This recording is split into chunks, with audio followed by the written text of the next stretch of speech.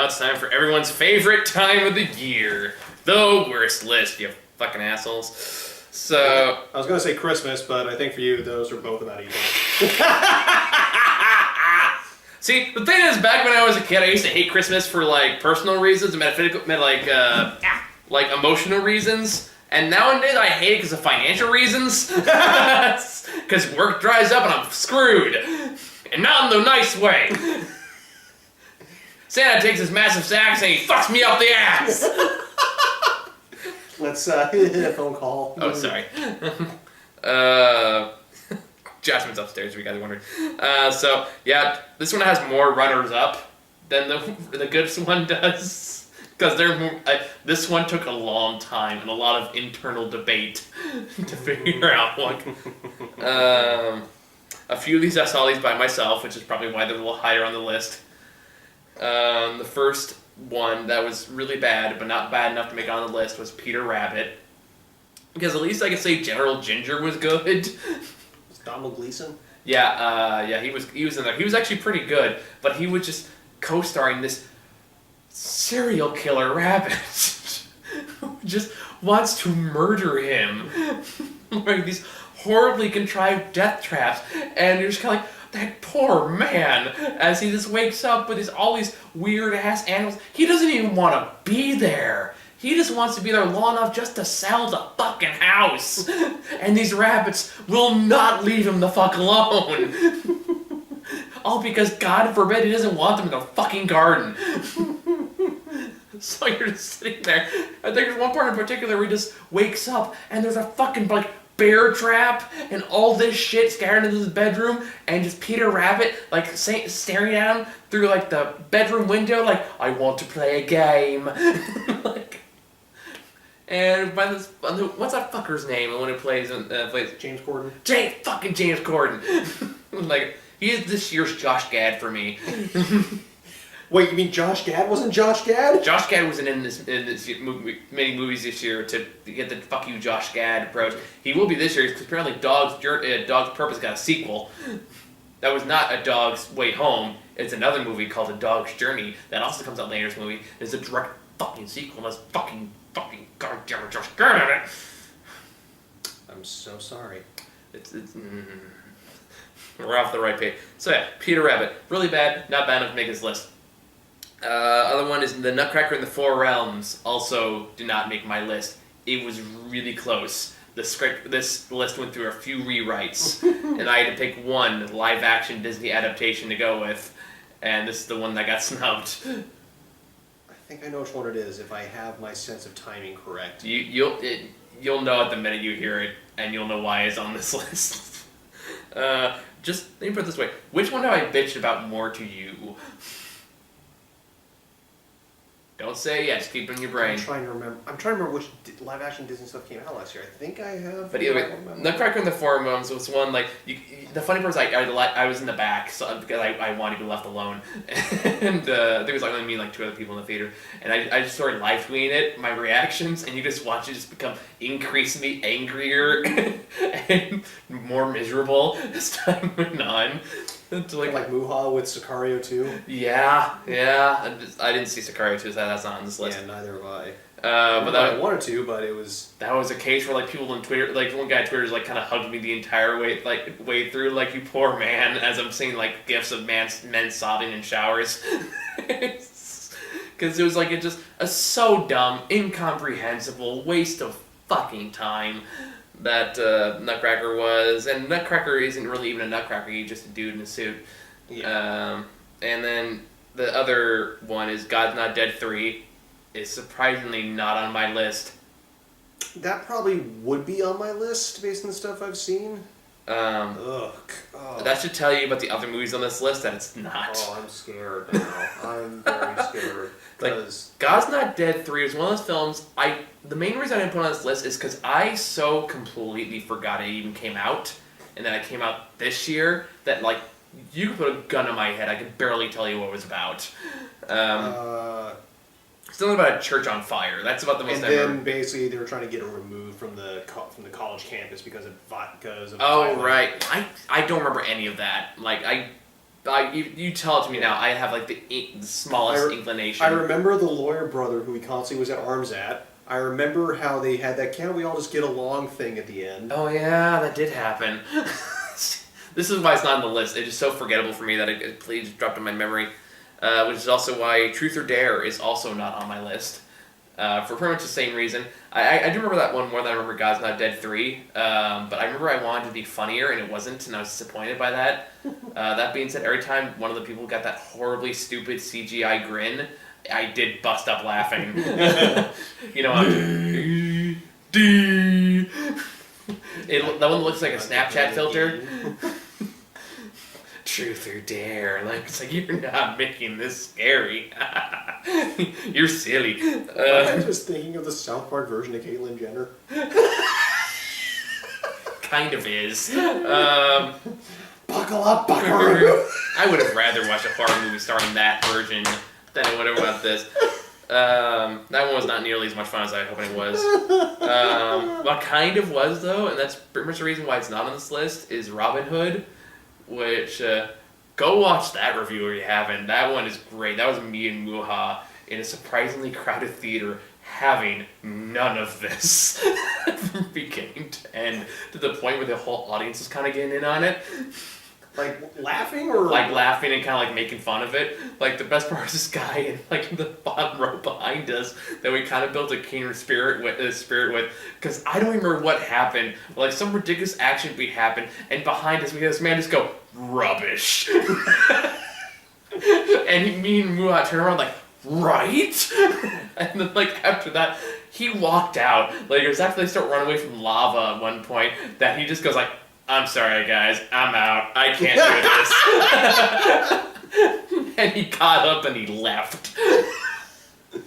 And that's probably like the longest review we did this year, but it's kind of great because it's Muha slowly kind of losing his mind. It starts out with him laughing, going, "I don't know what to say," and that sets the tone for the rest of the video. But that was such a dumb, bad Batman Begins ripoff. It's kind of hilarious. But even with all that, still not bad enough to make the top 10 list. Yeah, like I'm trying to remember everything I've seen because, like I said, I've seen enough bad movies, but I don't think I've seen enough to really make a full list. I just know God's Not Dead 3 and Samson would probably be on there. God's Not Dead 3 would definitely be way worse than Samson though, because Samson was hilariously bad too. Yeah. Oh, the beards. I forgot about the beards, man. They just glued on their faces. Seasons change, time passes by. And the over-the-top villain who was Sokka in the freaking Airbender. Oh yeah, Samson was another movie I so forgot about. Like Samson the movies, I just do not remember that movie at all. I just remember that movie being hilariously stupid, like a lot of times. Speaking of stupid, that starts off number 10 list. This is where I got to put my one Disney live action movie on here, and I decided what made me the angriest. It was a close call. I almost made this a tie, and I was like, no, sorry, gotta go to A Wrinkle in Time. I figured it'd be that one. A Wrinkle in Time fucking pissed me off. I'm still mad thinking about it, because that one fucking thing that still bothers me. The Family Guy line, or the fact that they say that one guy's full name? Fucking Charles Wallace. Fucking Charles Wallace still bugs the crap out of me. And I have had multiple people go like, "Oh, but they explain in the book," and it's like, but they don't fucking say in the fucking movie, just because in the stupid book doesn't make it okay. It's like the Eagles' defense in Lord of the Rings, you know? But like, because the end of the reason why the soldiers were able to get away with not being red in Star Wars Episode 3. The thing why Yoda couldn't perceive the whole mass pew pew. Oh, I don't know. I remember that. Someone explained it to me as like, oh, that would make sense. Why wouldn't they have something like that in the damn movie? I know. It's kind of like with the Batman vs Superman argument. It's like, oh, you just didn't understand it, or you didn't get this. Like, okay, first of all, I do understand it. It's not that hard to get. Second of all, that doesn't make it okay because execution is still fucking bullshit. But we're not here talking about Versus Man. I really need to let that go. Just on a personal level, it's not healthy. Suicide Squad is an Oscar. I wouldn't matter if Batman vs Superman won an Oscar more than anything else. But anyway, so Wrinkle in Time is the first overly self-indulgent science fiction movie on this list. Okay, man, not science fiction. It's the overly self-indulgent movie on this list. In the way that it just comes off as so like preachy and overdramatic and just ridiculous, and it's not helped at all by the fact that the acting all around is so goddamn bad. Except maybe like the girl. The girl was okay, but like the kid is so obnoxious. Charles Wallace. Fucking Charles Wallace, and I don't know why they couldn't call him Charles or Charlie, and I know it's because he just likes to be called in the book, but they won't say that in the movie. They just call him Charles Wallace for no. Remember? I know I'm trying, but it still makes me mad. It made me so mad. I tried really hard not to yell in the theater. And in fact, I did like a mid yell in the theater where I was like, "Just call him Charlie." I remember like there's some movies that maybe do that. The couple making out next to me a few seats down were like, At least you interrupted your people doing stuff. Not like Spider-Man or Amazing Spider-Man 2. Wait, what happened to that one? There were two people screwing it behind us. And you didn't turn around to watch? It sounded more entertaining than Amazing Spider-Man 2. I'm kidding. All I remember was like I was constantly just like making loud noises. Like, you are not alone in this theater. And it's like, hey, stop the fucking! There's only one mouth weapon today! I was like, I kind of wanted to interrupt him, but on the other hand, someone had to have gotten some kind of enjoyment out of that movie. I didn't hate Amazing Spider-Man 2. I think it gets a bad rap. I think it gets a bad rap. It was, for me, it was okay. That was it. But even then, outside of just Charles Wallace, though, the guy character who's like the I guess the love interest question mark? That one. Has like that. He just has that idiot doe-eyed deer in headlights look the entire film of. Wow, such wonder, much amaze. Like as far as like they tell him right off the bat before they go to like this evil place, like don't trust anything you see and everything you hear. It is all a lie. 5 minutes into going there, yeah, food inside. Do you want one? They have food. That's what he says. And he's like, why are you here? That kind of obnoxious character. And then I'm building up to the big one. And then there's the other obnoxious fairy lady. No, the other one. Mindy Kaling? Yeah. No. Oh, I forgot about her. No. The other one. I remember which one you're talking about. I just can't remember who. The white one. Let's go with that. Where she also talks is obnoxiously in your face metaphors. Was it Rachel McAdams? No. Okay, I feel like there's an Amy in there. She was in American Psycho. Patrick Bateman's fiance. Oh, Reese Witherspoon. Yes, that's right. Reese She was in that thing. Yeah. Weird way to remember her, but yeah, that one. Yeah, Reese Witherspoon, and then fucking Mindy, who only talks in pretentious quotes. Which I think was something that was not actually in the book. Right. I could be wrong on that, but it was not in the book, something they thought would be pretentious and smarmy, and It was so obnoxious, especially when there's a part where she goes like, damn! Kanye, American. An actual line in the movie. Yeah, no, I saw that in the Nostalgia Critic review. No. And then, oh, we gotta talk about the goddess herself, the one who makes herself into a literal giant god metaphor that I'm assuming is just a metaphor for her gigantic ego, Oprah Winfrey. Yeah, can't imagine why she wouldn't want to play a role where she gets to actually play God, or the next best thing apparently. And she comes out and she's like, CGI to physically be bigger and than everyone else on screen, and it's really distracting. And I was like, you could have done that with anyone. You did that with Oprah. And the worst part that kills me is the part where there's a part where Reese Witherspoon turns into a giant flying asparagus, and yes, this happens. And they're flying around a giant 20-story tall Oprah Winfrey, who is doing the Okay, I vaguely remember seeing that clip. And then there's a part where they're flying close to her face like it's a magic carpet ride, and then Charles Wallace like slowly reaches out a hand, and then Oprah like looks down, like head tilts up like yes, child, you may, and he like gently touches her cheek as they fly past. And I was there by myself, it just made it worse. So sitting there, like, whimsy, spectacle, and I'm sitting like, so mad. Well, I got the matches. And it didn't get better, it just got worse, especially when the kid turns out to be the bad guy. Yeah, I heard about that. I remember they had the shut up Meg moment. Yeah, that's a line that actually happens. I mean, Chris Pine's good in it, I'll give him that. And like I said, the girl's good in it. I think the only character I really liked was Zach Galifianakis' character, who's in there briefly. I mean, it still pretends to shit, but I thought it was done better.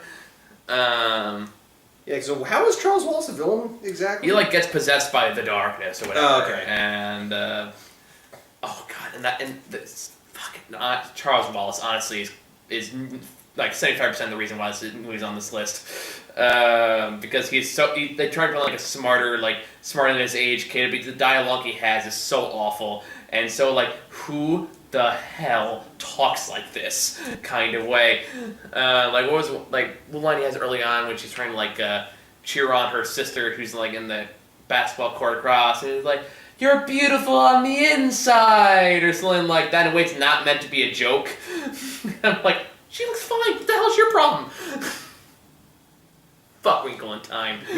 This is the number 10 spot, and I'm already this angry. Oh no.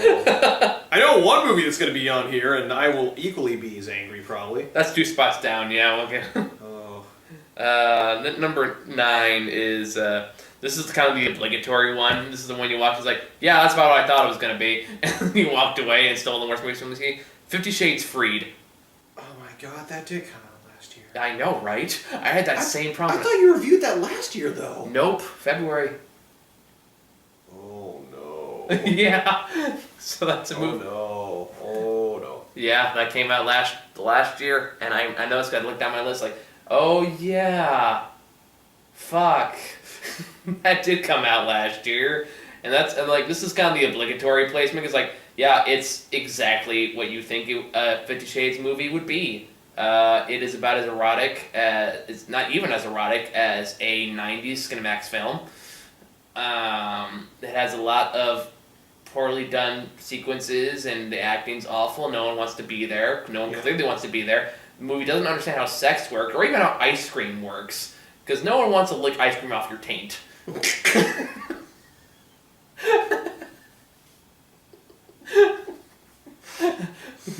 Because not even on your taint, it's like on their fucking belly button. And I'm like, that's just a way to get sticky, not the way you want it. So like, great. Now you smell like cookie dough, and you're not getting laid. It's just a way to make sex somehow more boring. Yeah, try a new flavor, navel cream. Cookies and cream. What kind of cream? Ooh. See, my one joke is still kinkier than anything that's actually in the fucking movie. It's like, ooh, a spreader bar. Or maybe it was in the first, that might have been the last movie, I don't even fucking remember. I just know it turned into like a weirdly stupid, like, revenge thriller towards the end of it. And then there's a whole subplot of like, Bella gets pregnant, or Anastasia Steele, which still a name you can't take seriously to this day. I almost forgot. I just remember this now. This movie somehow makes the best friend character even more creepy. Which For those who aren't versed in the 50 Shades universe, there's this recurring character who's like the guy friend who clearly has a crush on her, but is really creepy about it. Yeah. To the point where he opens up, in this movie, he opens up a photo gallery that are all photos of her without her consent or even her knowing about it. Oh my. And it gets worse, because they're all bought by, guess who? Your favorite creeper, Christian Grey. He buys all the photos for, and I quote, "I don't want anyone else gawking at you." Romance! For promoting just the worst of humanity, just in general, is really the reason. This movie doesn't even make me that mad. Because, like, it kind of feels like Michael from Arrested Development, where it's like, I don't know what I was expecting. You know? And then Anastasia gets pregnant, and then his response is like, how could you fucking do this to me? That kind of thing. It's like, it takes two to tango, asshole. Yeah. Wrap before you pack it. No balloons, no party. Didn't you hear? But, no, God forbid, make room for that fucking spreader bar. There's no condom drawer, apparently. Well, if there was a balloon, there would be no party. Man, I'm not sure I follow. Let's say I did. That's what I mean. No balloon, no party. That was the joke. Sorry, I was thinking of a different kind of party. Yeah. In which, I was thinking of the fireworks show going on off the inside.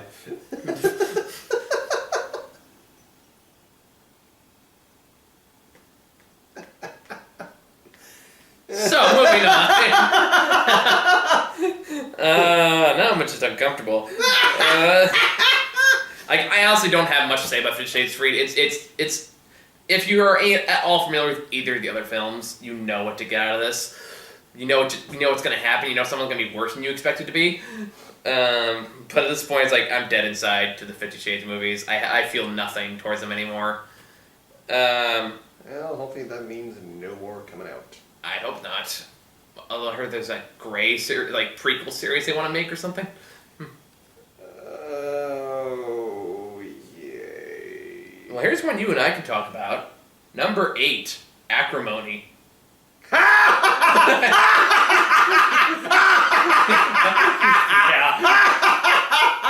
That's only this low just because of how much you and I just had a great time at it. You forgot the movie came out last year, didn't you? I forgot there were two. 2 Tyler Perry movies, yes. Acrimony, the most batshit crazy movie we saw last year. That we like. God. His dramas are his greatest comedies. Honestly, yeah. Like they're almost worth watching just because he's like, what's he gonna do? What's he gonna do?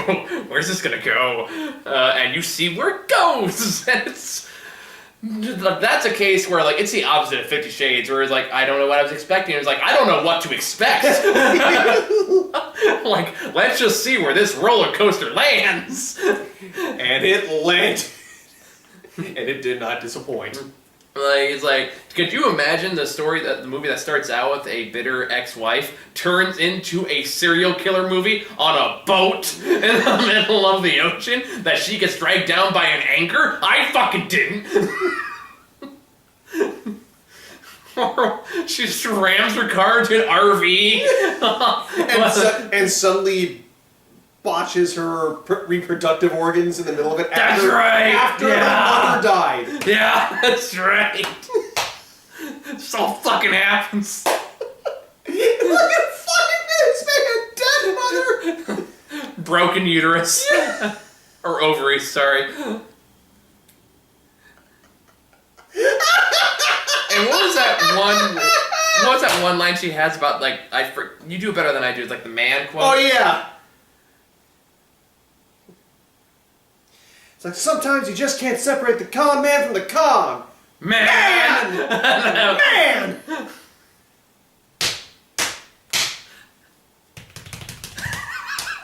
It was so stupid.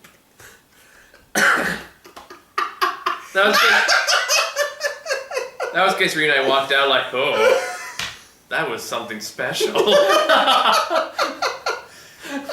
I had a great time in Acrimony. That's why I'm like, now It's gotta go. It has to go on the list, but it's not gonna go that high. Just 2017 was Bye Bye Man. 2018 was Acrimony. Yeah. I'm still waiting for this year's version of that. Man, I'm able to get it in February. Woo! But yeah, Acrimony was just like, it's an awful movie, but goddamn if it's not hilarious. I would have expected that the bum would have turned out to be the good guy.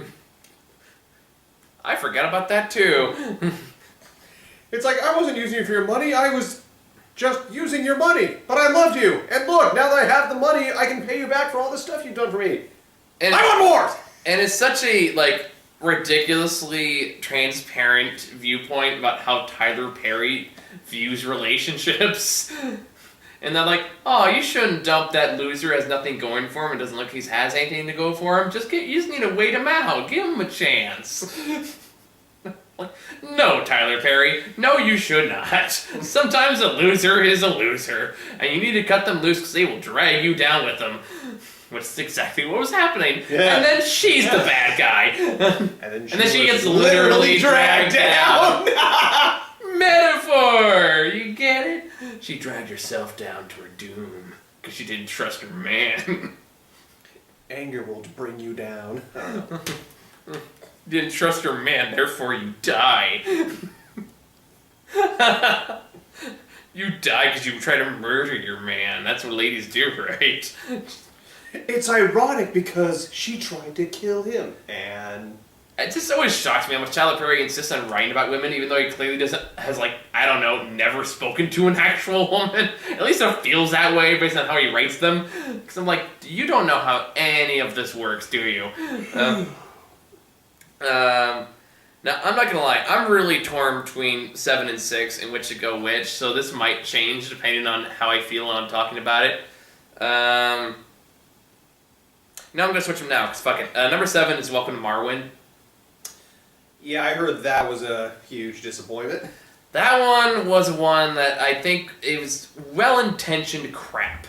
And there's one of these every year. A couple years ago was Collateral Beauty, where the same while of like, okay, I know it's trying to have like a positive mention in life, but this is actually deeply offensive. Yeah, I know this is based on an actual event. It's an actual person who actually does these things. Yeah, and I was told that like just watch the documentary. And I'm sure the actual real life person is interesting, but this is not a good representation of him at all, because the actual movie doesn't really have a whole lot of interest in exploring him as a person in a way that's not so like, who's the director of this? Back to the Future guy?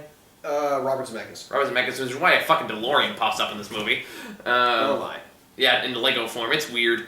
And it's like, it has, like, I'll say this, the acting's good, it has good animation, as pointless as it is, but it's more like the way they present the main character in his dilemma is super creepy, and it's never acknowledged. In fact, it's romanticized. To the point where I'm like, nope, someone should be calling him out on this. And it's shocking that nobody actually does. Like, for example, like, all the women in Marwyn are these overtly, like, sexualized versions of people he actually knows. He makes these without their consent, without even acknowledging the pretext behind it, which wouldn't be so bad if they wouldn't put in these overtly sexual positions. At one point where it's like, this doesn't feel like a coping mechanism, this feels like a fetish. And I don't know if that's like, and again, I don't know the actual person, that's the way it feels like. This feels like a disservice in a lot of ways. Like, there's a part where, like, in the fantasy world, one of the girl's shirts end up ripped open, and he takes a photo with, like, her running out of church with her, like, her tits out. And they don't have nipples, mind you, but it's just that. And then that girl, who is the subject of the person currently being photographed, comes up behind him and goes, like, did my shirt get ripped open again? And he goes, like, yeah, that tends to happen. He goes, oh, you. And I'm like, why are you enabling this? Why are you okay with this? Why is anyone okay with this? And like, okay, maybe there's some established history there. Maybe like they had a discussion like off camera or something like that. But it gets weirder when he gets a new neighbor, and the minute she comes in, he immediately buys a doll based on her. Immediately makes her the love interest for Steve Carell's place in that world. And then proceeds to take a lot of romantic photos of those two dolls and then shows it to her as if that's like a romantic gesture. and it keeps getting worse, and it gets increasingly creepy, and I don't know if it's intentional, but you can tell, like, the actress, at the very least, is getting increasingly uncomfortable with this. And again, it's never portrayed as, like, unintentionally creepy or unintentionally exploitative. It's always just played as, oh, he's just a misunderstood artist. And what's the thing he's supposedly, like, a hate crime for? But, like, again, this is a criticism of the movie, not the actual person. It's more like, the whole thing is he likes to wear women's shoes. That's it. That's, like, the whole thing that started all of this. And apparently he got beat up because they thought he was gay or whatever. It's like...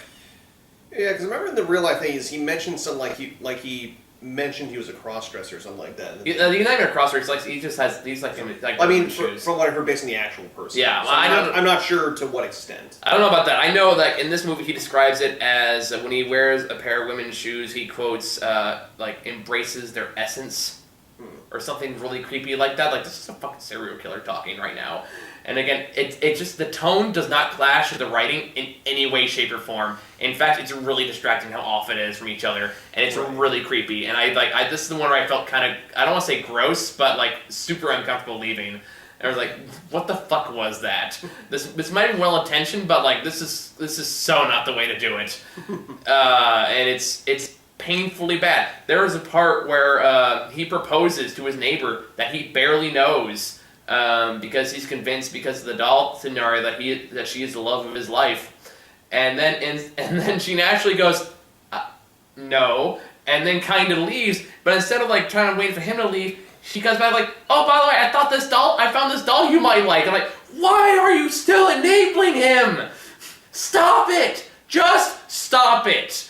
Just stop. That's what I was feeling like. This is bad behavior. You should not be encouraging this.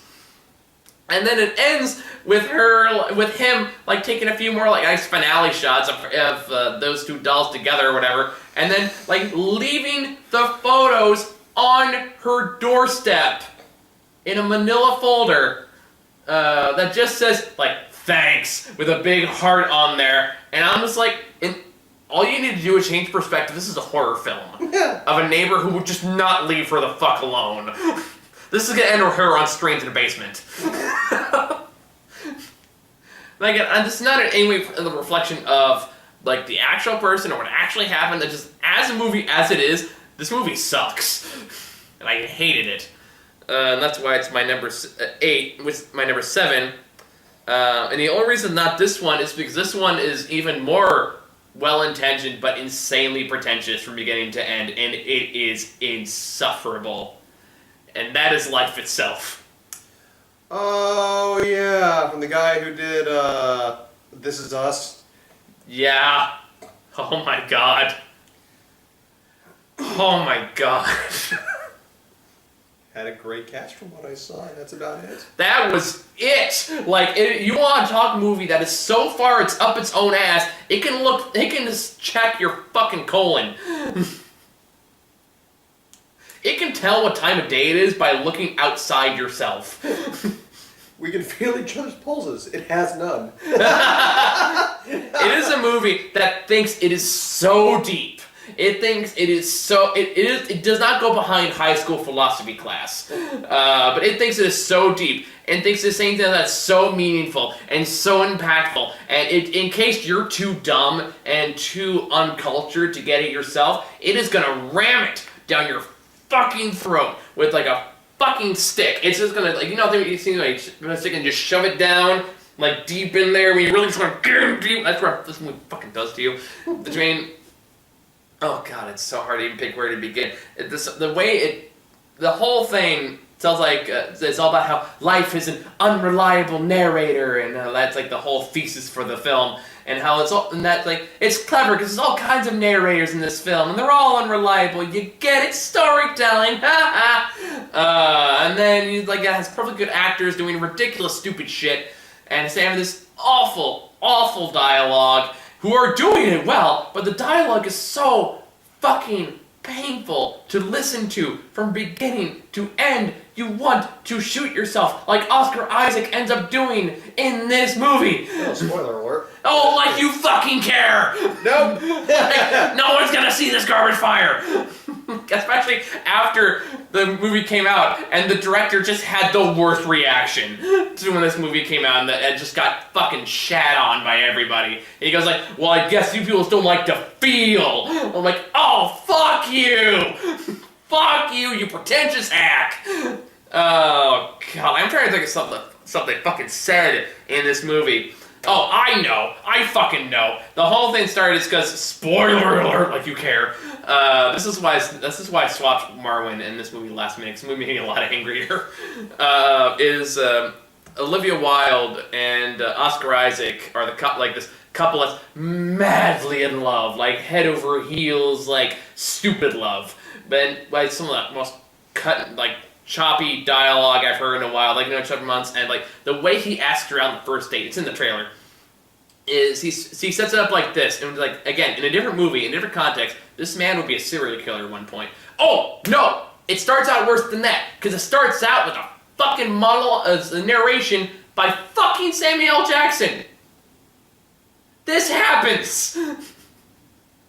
I almost blocked this part out of my memory. It starts out with that. It doesn't even start with Oscar Isaac and Olivia Wilde. It starts out with this focusing on this random-ass white man in a therapy session of Samuel L. Jackson going like, now this is a protagonist. Now he's like, now look at this man. He is an nice protagonist. Again, this is not far off from the actual dialogue.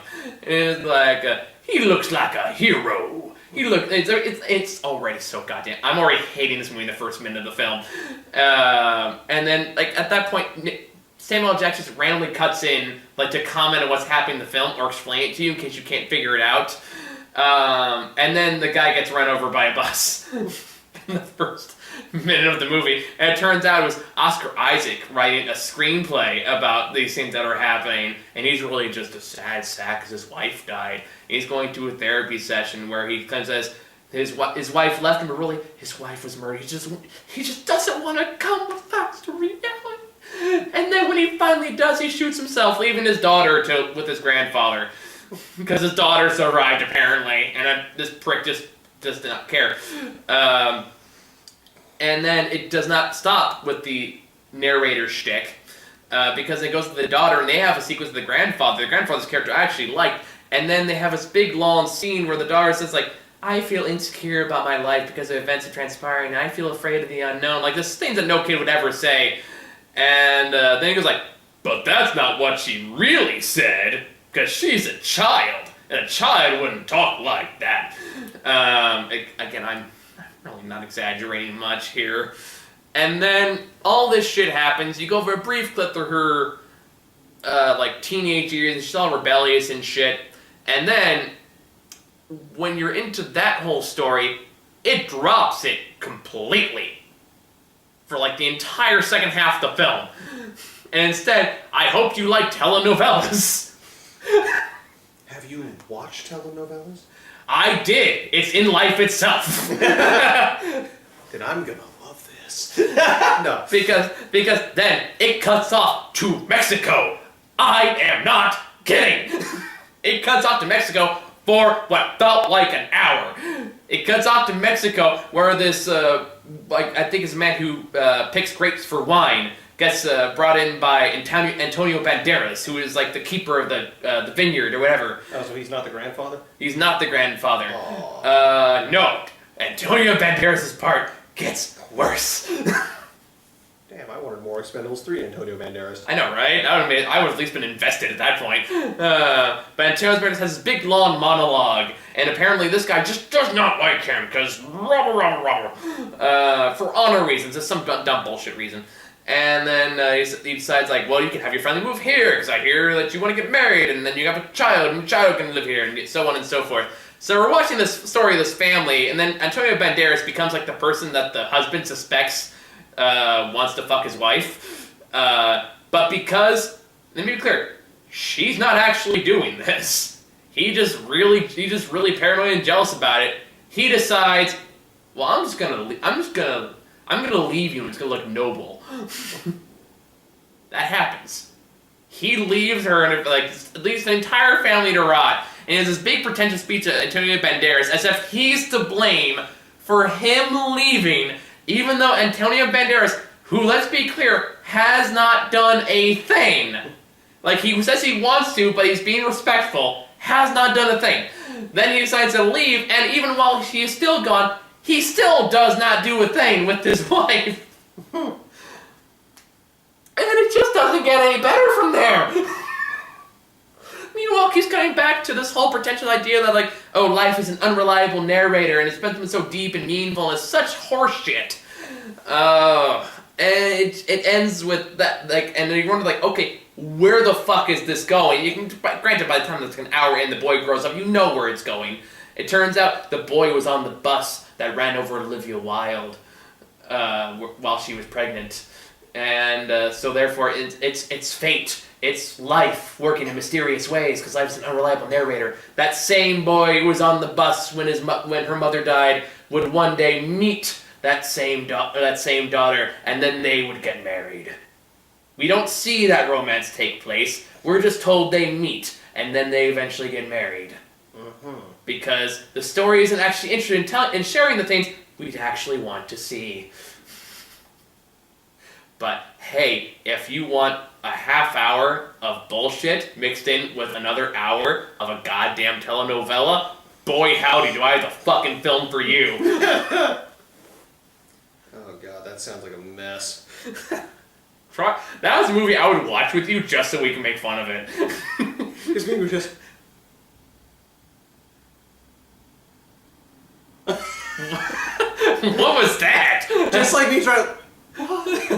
What? Comprehend what is happening. Exactly. You know, with some douchebag college student right now, it's back like when I watched what was that Zac Efron movie that came out as a kid when I was a kid? Garden State, not Zac Efron.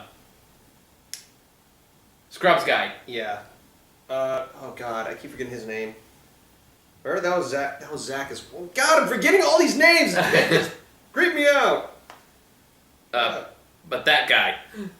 Well, it's gonna bug me now. I remember the character. Zach Braff. Thank you. Zach Braff at his peak of indiedom when Garden State came out, and I was definitely like, yeah, this movie's like really deep, you guys. This movie's like really like speaks to me on a personal level, you know? Like it's all about like people and stuff, and life and stuff. And I have heard it's a good movie though. I do like a Garden State's a better movie than this, but it is kind of the same level of like college level pretentiousness. Not as bad as this movie, but I've seen Zach Braff's next movie then. What's he doing next? No, I mean that happened after Garden State. It was not good.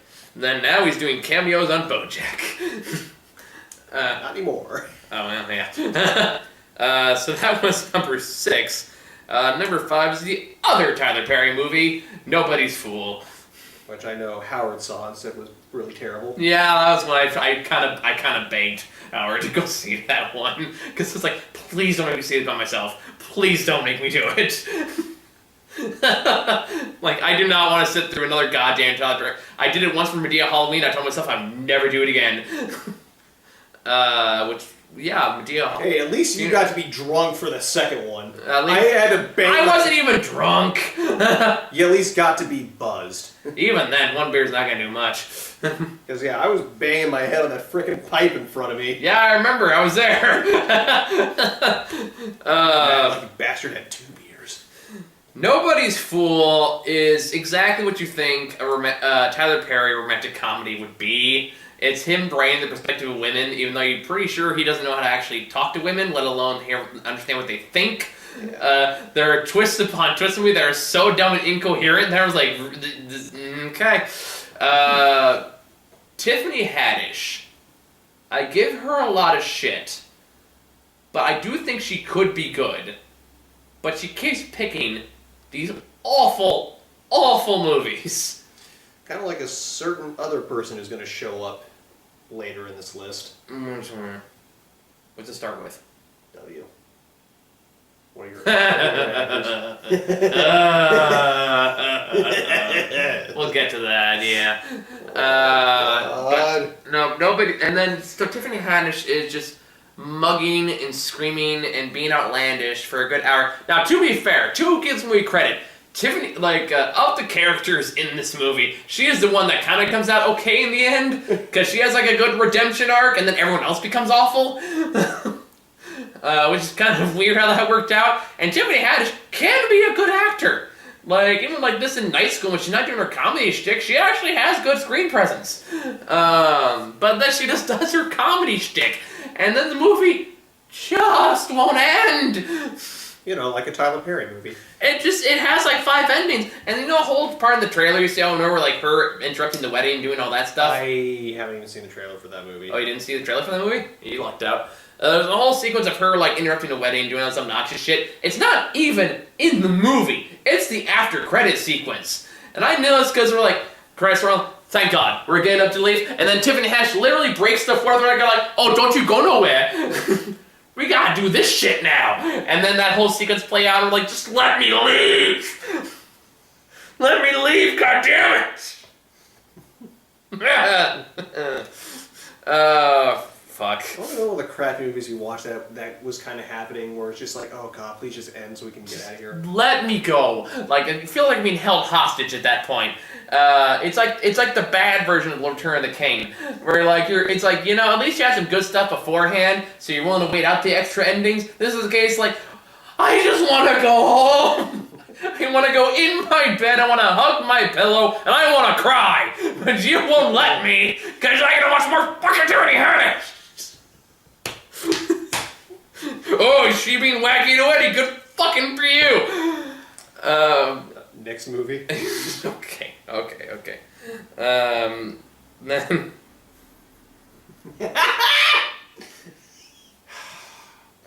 the one that had to be taken out of theaters a week into production, like week into it, to edit out a scene. Show Dogs.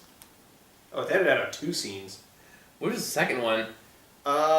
It was, I can't remember, something about the exam on the dog, and then like the dog. Oh yeah, find your happy place. Yeah. Which, I mean, like, that whole thing is kind of overblown to me. It was like, just, it's like, hey, kids, don't let anyone else do that to you unless it's a dog. And it's like, it's okay when you do with dogs, not to people. That's all I had to do. Yeah. That whole thing was kind of overblown for an already shitty movie that nobody saw anyway. So, for a movie that looked like it got passed by Nickelodeon. The channel, not the studio. And a movie that was... Will Arnett, God bless him, is doing his best. And this movie that you watch the trailer, like, you know exactly what this is gonna be. It is gonna be a bad time, no matter who you are. If you're a kid, if you're an adult, you're gonna be miserable. I think we got kids in this theater. I think they were pretty bored when we came out of this. Don't check your phone while I'm ranting to you about Show Dogs. Sorry, it shows a little care about Show Dogs. Oh, I see how much you care about our time together, Grant. This is my therapy session. Let me talk. Go on ahead. Thank you. Thank you. I will. You asshole. I said you can talk. I didn't say I had to listen. Fuck you. Just for that, I'm buying Show Dogs for your birthday. And I'm gonna hold you down like Clockwork Orange and make you fucking watch. And it's like, are you listening now? He's finding his happy place. No, not Beethoven! Oh, God. Oh, God, if there actually was a St. Bernard in that movie, I would... Like, I barely... Honestly, this is the movie you put a gun on my head, I could barely tell you what fucking happens in it. I know there's a French dog, it turns like a mentor at one point, and then... Oh, the ending has a tiger, I think. That happens. And an airplane jump. I don't fucking remember. I blocked out so much of that goddamn movie. I know, like, if you looked at production while, it's like, there's no fucking reason it should have gone to theaters.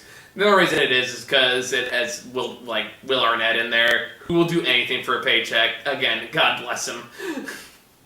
I love Will Arnett, but yeah, he has no in-between on what projects he does. There's no like, this is like the middle-of-the-road era for Will Arnett. It's either like crap or brilliant. Yeah. There's no in the middle for Will Arnett.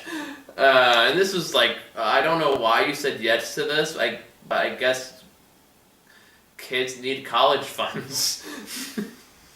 I'm guessing this got him a semester. I didn't need to go to college that bad. He probably thought, like, well, I already did both Ninja Turtle movies, it can't be worse, right? Yes, it can, Will Arnett, yes, it can. The butt stuff's still in the movie, though, too, by the way.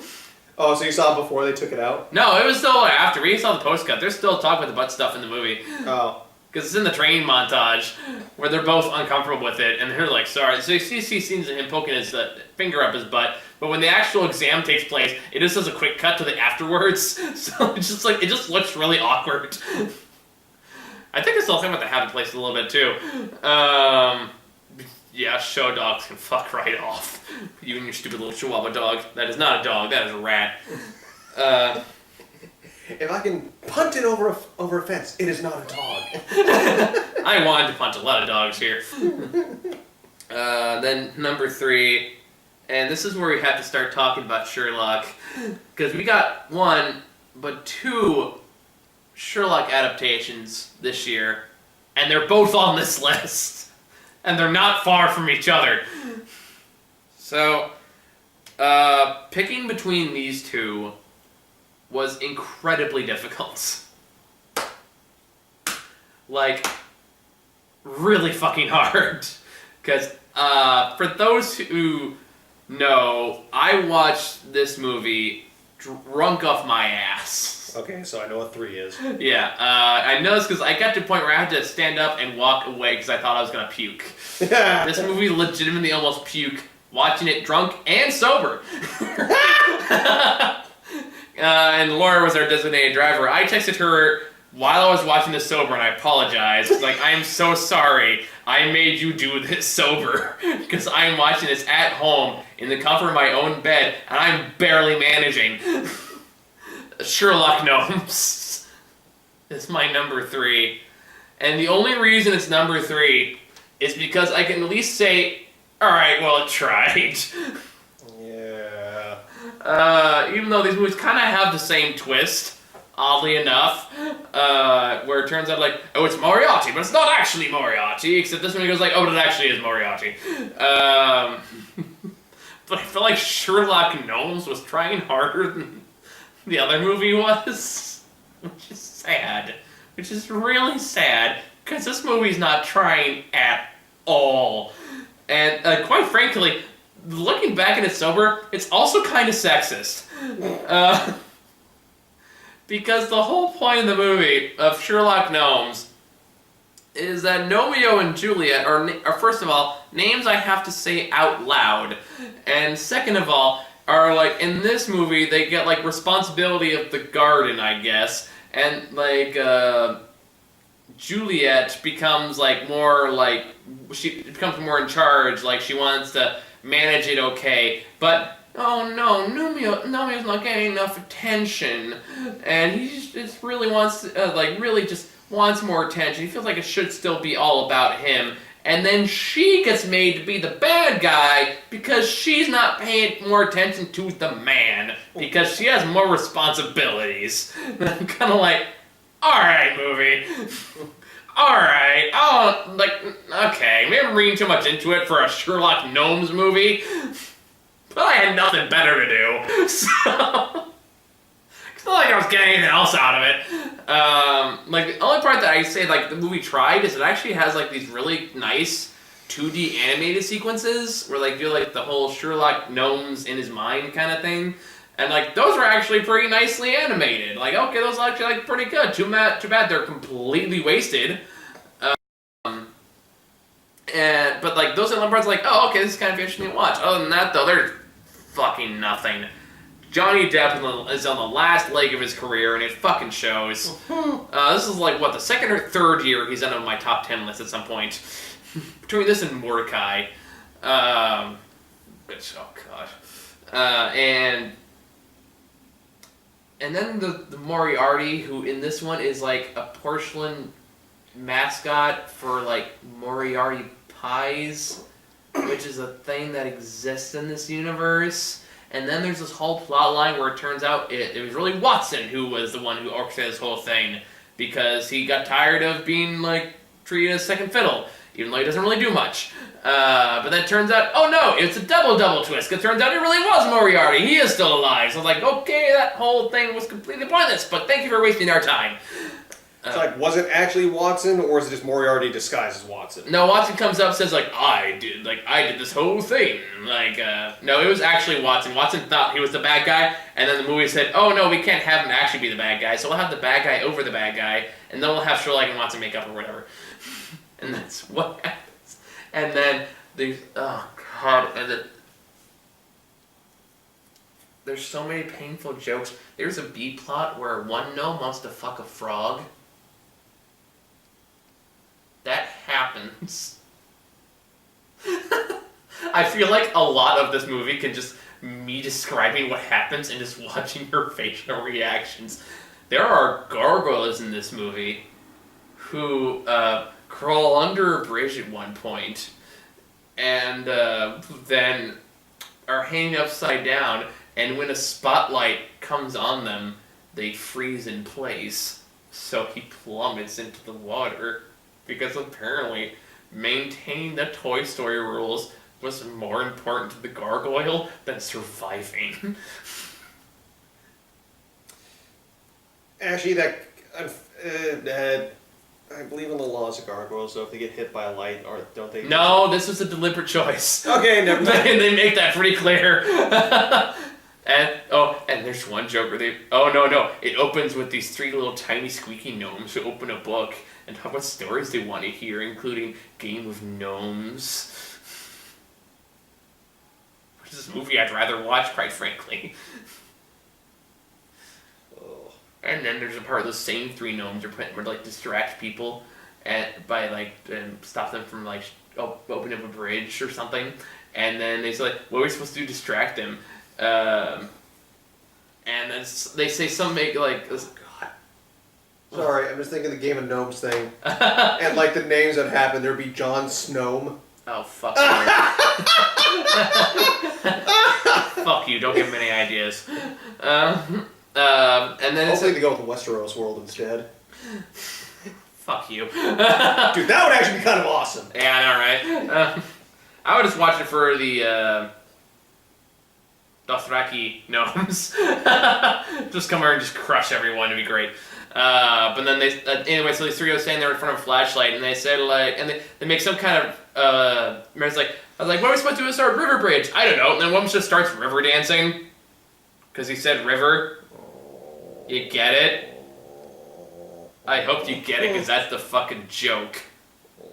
And then that's the part where they put on all the gnomes put on a stage play to distract one of the gargoyles, and then the frog gnome comes in, and it gets really awkward because the gnome who's playing the other part really likes the frog.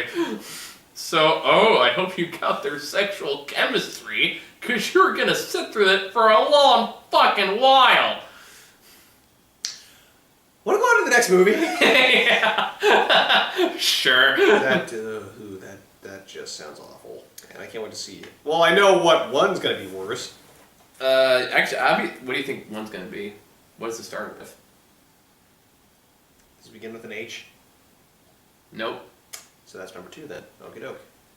Yeah, number 2 is Holmes and Watson, the other Sherlock movie.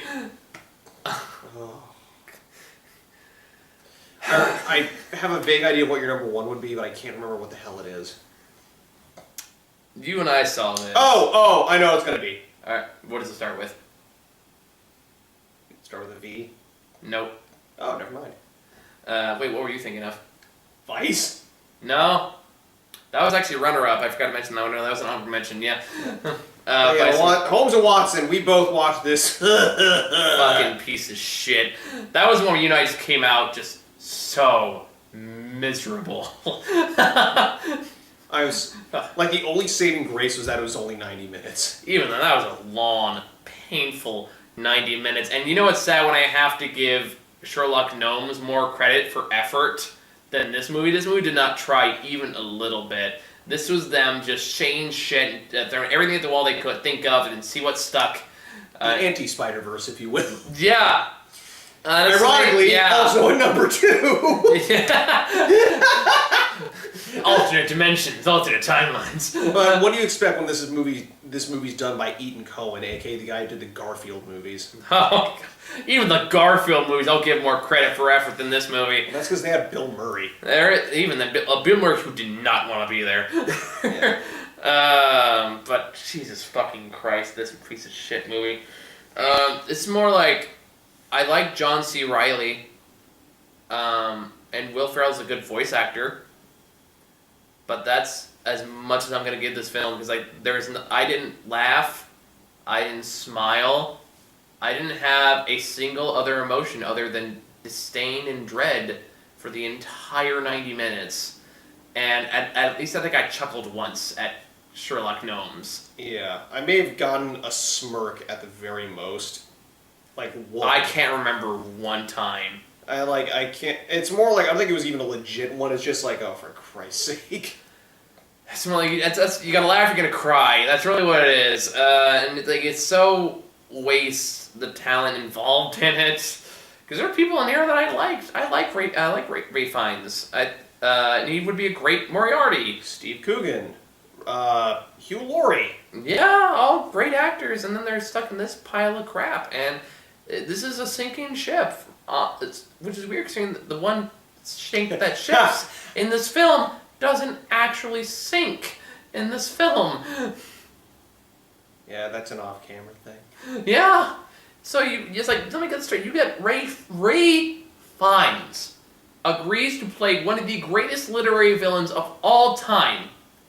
He shows up 3 times. And that's it.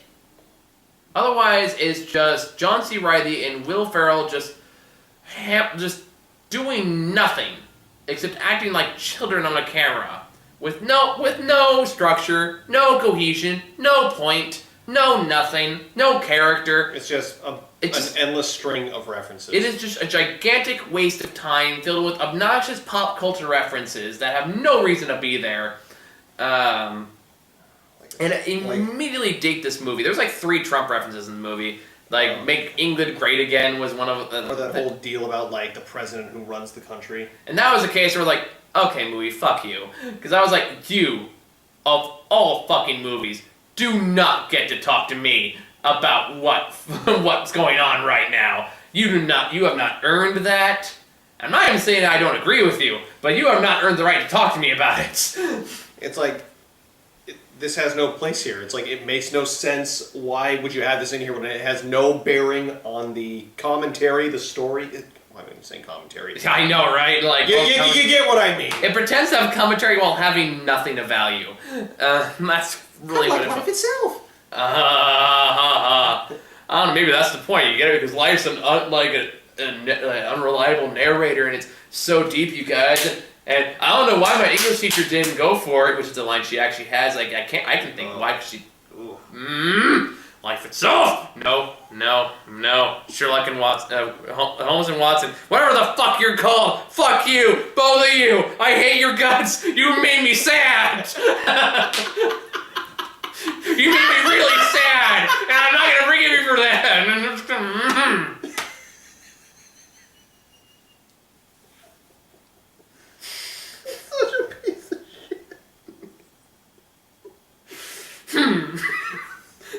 You know in Thor Ragnarok when Thor hurts Hulk's feelings and he kind of stomps around and he's going, Yeah. That's kind of how I feel right now.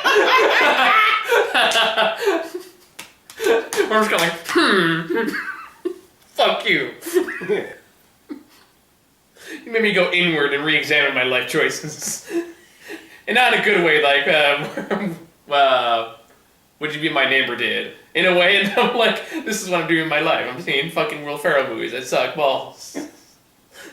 When Netflix says no, you have a bad movie.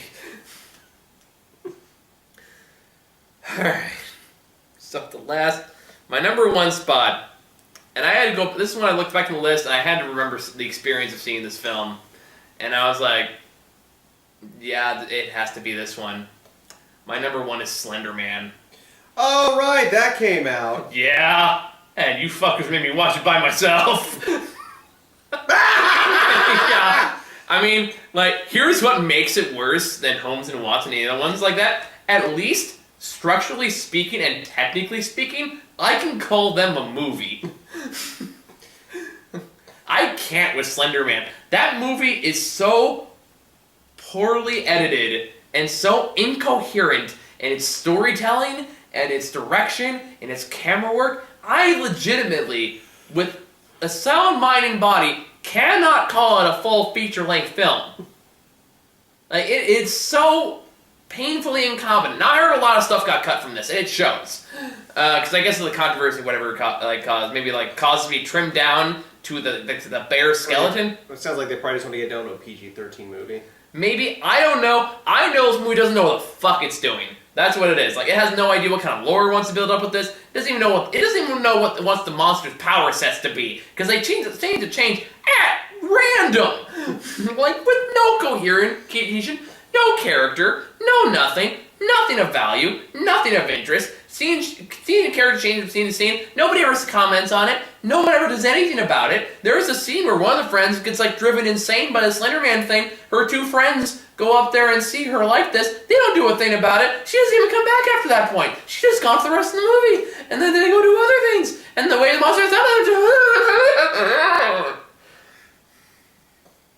it wasn't good. I feel like it's giving me an aneurysm. Oh, it can't be that bad. Oh, it did. And suddenly this review turned to a snuff film. Cause of death, Slender Man. Son of a bitch. That's the fifth one this week. Then how did this other guy die? He slipped on his blood. Holmes and Watson. That would be how I'd go out. Like, I just like, oh shit, I'll get help. I trip and break my neck. Oh man. That's not even a joke. Maybe Slender Man will hear you. It's one of those movies where the characters go like, "Hey, I hear you can summon Slender Man. Watch this movie. What should we do?" Click. It's like, you know what? You all fucking die. Good for you. You all fucking die. You deserve. You get what you get. And it was so incompetent. Like, it's amazing how incompetent it was. And like, it's one of those things you really have to see it to fully understand just how inept the movie was at the most basic level. Like, I could take this camera right now and film a better movie. That's how incoherent the film is, and it's beyond words. It's beyond words. Like, you're watching this, like, I don't know who thought this was a good idea. I don't know who greenlit this final. I don't know who the editor on this was. They should be fired. I don't know who the producer was, and this should be fired. So many people should not have their jobs because they clearly don't know what they're doing. And that's Slender Man. That's my number one for the year. So you want to watch Slender Man? No, I'm good. Okay. So what do you think? It would be interesting to do like a retrospective. Like, is the unrated cut any better? Probably not. Is there an unrated cut? I think there is. We probably want to get them right back somehow. Yeah. There is for Truth and Dare. Or Truth or Dare. Well, at least I can even laugh at that. Fuck. I mean, I remember back in the first year we're doing this, when the worst of that year was 21 and over. That seems so innocent now. I look back at that and I was like, you know what? In hindsight, it probably wasn't the worst thing I've seen. Fuck. So yeah, that was the last one, guys. Hopefully this year won't have a Slender Man, but it does have a Medea, so we'll see. And I'm gonna go home now. Bye, guys. I'm already home. Thank God for me. Well, yippee-ki-yay for you, Skippy. Yeah, have a safe drive home. Slender Man! Son of a bitch!